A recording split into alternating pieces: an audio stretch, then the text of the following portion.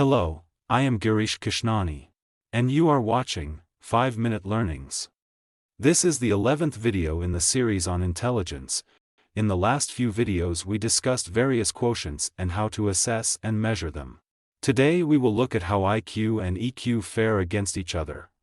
What's more important in determining life success, being book smart or being street smart?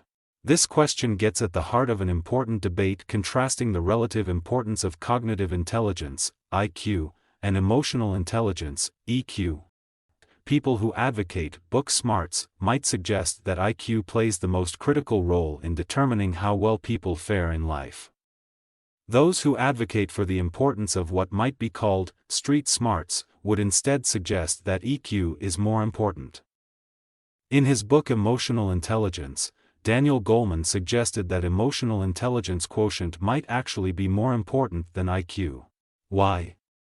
He believes that standard measures of intelligence are too narrow and do not encompass the full range of human intelligence. Other psychologist Howard Gardner, for example, suggests that intelligence is not simply a single general ability. Instead, it is actually multiple dimensional and that people may have strengths in a number of these areas. Instead of focusing on a single, general intelligence, usually called the G factor, some experts believe that the ability to understand and express emotions can play equal, if not more important, role in how people fare in life. In order to understand how IQ and EQ are different, it is important to first look at what they measure and how they are assessed. IQ is a number used to express a person's overall mental ability. This score is derived from a standardized test. In the old IQ tests, scores were calculated by dividing the individual's mental age by chronological age and multiplying that number by 100. A child with a mental age of 15 and a chronological age of 10 would have an IQ of 150.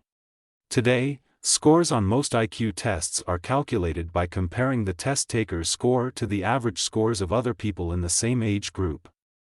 IQ represents abilities such as visual and spatial processing, knowledge of the world, fluid reasoning, working memory and short-term memory, quantitative reasoning. EQ refers to a person's ability to perceive, control, evaluate, and express emotions. Researchers such as John Mayer and Peter Salovey, as well as writers like Daniel Goleman, have written extensively on emotional intelligence, making it a hot topic in areas ranging from business management to education. EQ is centered on abilities such as identifying emotions, evaluating how others feel, controlling one's own emotions, perceiving how others feel, using emotions to facilitate social communication, relating to others.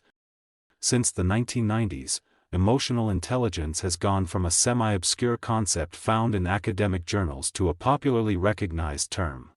You can now buy toys that claim to help boost emotional intelligence or enroll kids in social and emotional learning programs designed to teach emotional intelligence skills. Social and emotional learning is also a curriculum requirement in some schools in the United States. IQ is a measure of cognitive abilities.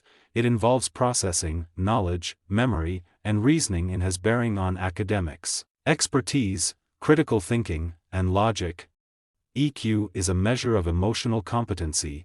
It involves identifying, controlling, and using emotions and affects motivation, empathy, relationships, self-awareness, and self-control. In my words, IQ focuses on the details and EQ is looking at the larger picture and how things fit in the overall frame. IQ entails the knowledge of how things work and EQ is having wisdom to know and understand on why things are the way they are. IQ is understanding the pain of others and EQ if more towards feeling it. IQ tells you what is better and EQ tells you what is right. To conclude, I would like to cite the famous words of Mr. Bill Gates. He said, "I failed in some subjects in the exam, but my friend passed in all.